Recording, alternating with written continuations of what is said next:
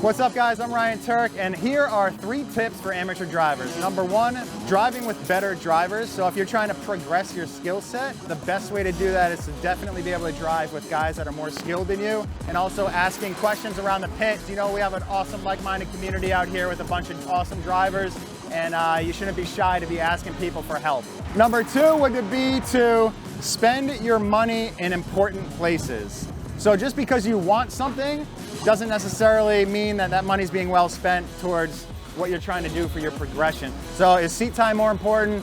Are you in need drastically of this new upgrade to step your skill set up? So I think it's very important to dissect that for yourself and then apply your funds kind of where the most efficient way possible. And number 3, this goes without saying, it's just 100% seat time. There's no way you're gonna be able to get better unless you're behind the wheel of the car and being able to drive it.